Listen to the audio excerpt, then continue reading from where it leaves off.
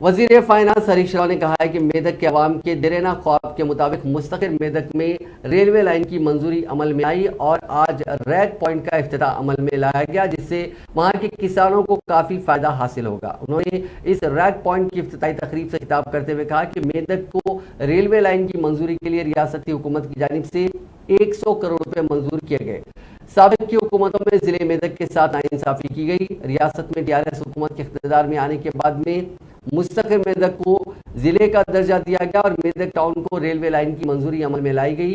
मेदक को तमाम शोबेजात में तरक्की दी जा रही है। उन्होंने कहा कि तेलंगाना की तश्कील से कबल 10 साल तक इख्तियार में रहने वाली कांग्रेस पार्टी ने मेदक जिले के लिए कुछ नहीं किया। ప్రజలెవరు కూడా ముందుకు వెళ్ళొద్దు, రైల్వే ట్రాక్ మీద నిలబడొద్దు, ప్లీజ్ దయచేసి గమనించవలసిందిగా కోరుతూ ఉన్నాం।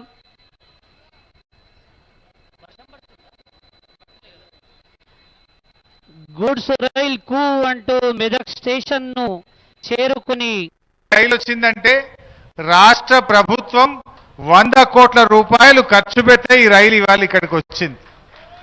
రాష్ట్ర ప్రభుత్వ నిధుల నుంచి ఈ రైల్వే లైన్ నిర్మాణానికి మరి రాష్ట్ర వాటాను మనం చెల్లించడం జరిగింది। జనరల్ గా రైల్వే శాఖ లైన్లకు వాళ్ళే చేయాలి, కానీ మనకు ఆర్తి ఉంది, మన ప్రాంతం అభివృద్ధి కావాలి, మనకు తొందరగా రైలు రావాలి, మన ప్రజల అవసరాలు తీరాలనుకున్నాం కనుక రాష్ట్ర ప్రభుత్వం వాటా కట్టి త్వరితగతిన ఇవాళ ఈ పని మనం చేసుకోవడం జరిగింది।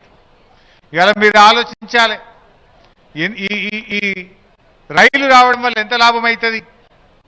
మనకి ఇంతకుముందు ఎరువులు రావాలంటే సనత్ నగర్ నుంచి రావాలి। సనత్ నగర్ హైదరాబాద్ మధ్యలో ఉంటుంది, పొద్దున్న దాకా లారీలు రానియరు, రాత్రి పోవాలి, తెల్లారకు ముందు లారీ బయటకు వెళ్ళాలి।